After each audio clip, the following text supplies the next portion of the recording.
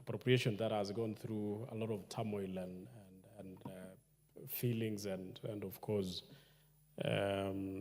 pains based on some of the cuts, Mr. Speaker. So I just want to also weigh in, and first I want to say that I support in totality, despite the many challenges that are going to accompany this particular appropriation, Mr. Speaker. Mr. Speaker, the budget we had done previously was one of the most expensive budget, and of course we all understand that the only avenues we had so that that budget could go through was of course through funding by our own selves, and that is by taxing the people of this country. And of course, Mr. Speaker, the rest of what happened is just history. What I want to say, Mr. Speaker, is that I want to thank the chairman and the committee for the support they gave to the particular departmental committees on their particular presentations they made, and of course, the aligning of several needs by several departments, and of course, the needs of the country. Speaker, I want to state categorically that our Department for Housing, the Speaker, although there were some few adjustments on some of the allocations, we still believe that what has been passed, Mr. Speaker, will be enough to run the State Department and, of course, to do the affordable housing and institutional housings and, of course, hostels and the rest of the other infrastructural activities that are within that particular budgetary proposal. Mr. Speaker, we also believe that although there are so many cuts which were done on other areas, Mr. Speaker, we believe that when the economy of the country rises to the level that we can comfortably allocate money to various activities, then, Mr. Speaker, I think there is a time that we can have some of the activities which has been budgeted, appropriated correctly. Mr. Speaker, I want to thank also which of course most of the members here have talked about, the fact that we'll be confirming the 46 or 45,000 JSS teachers. This was a relief, Mr. Speaker, but of course you understand that confirming the 45 does not mean that we are now employing a new ones. We still have the deficit that we always run. When you go to most of the schools, Mr. Speaker, especially the JSS, you'll realize that in every class we have maybe 2 or 3 teachers. And these are the teachers who are going to be teaching or who are teaching more than 10 subjects. So you can imagine how strained most of our schools are.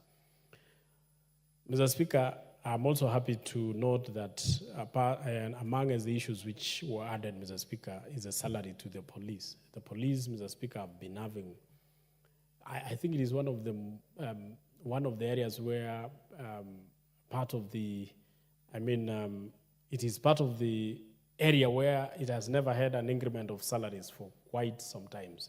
And I think this has contributed mostly to the issues that we normally have on the sector, because of the insecurities and of course also the laxity among us members of that particular sector, the corruption that is witnessed left, right, and center in most of the areas, Mr. Speaker. I think the increment of these salaries, Mr. Speaker, will go a long way to motivate our policemen so that they can actually do their work as is required.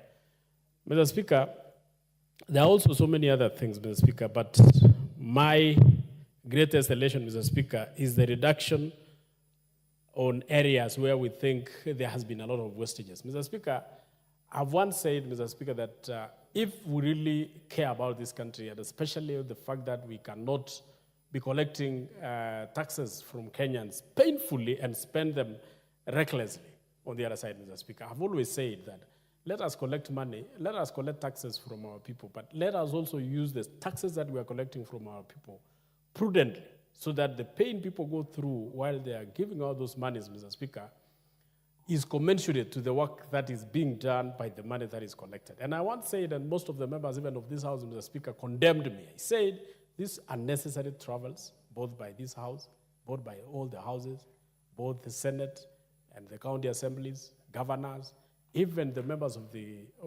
executive, Mr. Speaker, we reduce these travels. We can get a lot of money that can go towards development instead of what is normally utilized for. Mr. Speaker, if you look at some of the areas, like, for example, travels and hospitalities, how much money are we spending on hospitalities, Mr. Speaker? So that when you go to most of these offices, there are so many expensive things which are bought in those offices, and that has nothing to do with the delivery of services. Mr. Speaker, those are things which I would wish every now and then the committee that is concerned with the budget proposals and of course appropriation should look into and ensure that you cut completely all those areas where wastages normally occur. Mr. Speaker, look at the number of vehicles. I'm one of those proponents, Mr. Speaker, who I always thank the great president of this country, who is the third, I think it was the third president, Kibaki, for the austerity measures he actually introduced in the government, Mr. Speaker. I remember before he took office, most of the cabinet secretaries, PSS, and everybody else who was working with it, even the CEOs, were driving luxurious vehicles, fuel guzzlers. But the president introduced the use of small vehicles. And Mr. Speaker, I think this is something also that the current president should take into consideration so that whatever wastage that we have in terms of vehicles, one vehicle is enough for whatever travels. One vehicle is enough for a cabinet secretary. One vehicle is enough for a PS, and not all these big vehicles, because where these people are traveling between their homes and the offices is a short distance, Mr. Speaker. So I think those are the areas that we can use austerity measures to reduce the cost and the wastage that we are spending on those particular areas. Mr. Speaker, look at the counties, Mr. Speaker, how much they are spending their monies. Mr. Speaker, every year we are sending over 350 billion to counties, Mr. Speaker. But when you go and try and search for developments that has been done by these monies, Mr. Speaker, most of the money that is sent to every county, Mr. Speaker, 80% goes for luxuries and all those that we call, all that we call maybe salaries, goes for travels, goes for expenditures in those recurrent expenditures, Mr. Speaker, so that you will only get around 20% going for development. Mr. Speaker, every year we are training this country to collect taxes.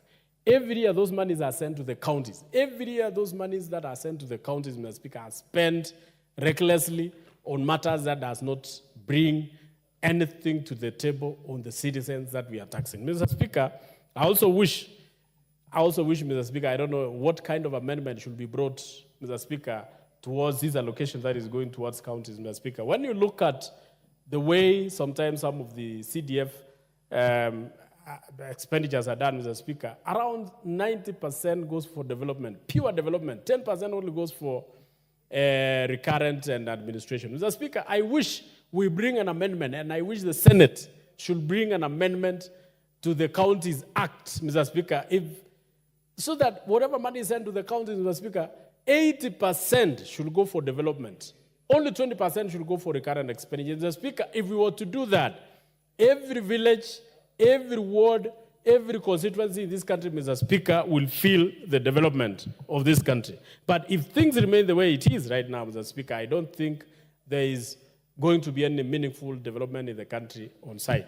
Lastly, Mr. Speaker, we must also, as a house, ensure that whatever we budget, the appropriation that we do to this in this house, Mr. Speaker, goes towards real development, roads, electricity, water, and of course, the bursaries, Mr. Speaker. When you look at how much we are appropriating every year in this house, Mr. Speaker, and then you go to the village and find there are no roads. Mr. Speaker, I think it is high time also we ensure that we ring fence some of the allocations towards roads in the village. The Chairman, 2 minutes. 2 minutes. Thank you. Thank you, Mr. Chair, Mr. Speaker, for allowing me those 2 minutes. You see, Mr. Speaker, if we do what we call equity in the budget appropriation, budget making process, Mr. Speaker, if this country, if we allocate 2.5 billion to every constituency in this country, Mr. Speaker, towards low volume 10-kilometer roads. That money goes only to 145 billion. Mr. Speaker, if we allocate 72 billion, which will be something like 250 million in every constituency, Mr. Speaker, towards water, every village in this country, Mr. Speaker, will feel that there is money being allocated, Mr. Speaker. That is only 72 billion. If you allocate 100 million in every constituency, Mr. Speaker, towards electricity, every village, every household, every school, every center, Mr. Speaker, will feel electricity. And it is only 100 million. That goes to 29 billion in the whole budget, Mr. Speaker. If you overturn the budget that we normally, the bursaries that we normally allocate in CDF, we allocate as counties, you allocate as the national government, the presidential bursaries. Mr. Speaker, if all those monies are collected, it adds to 70 billion. If that money is sent to secondary schools, Mr. Speaker, secondary school education will be free. You will pay nothing.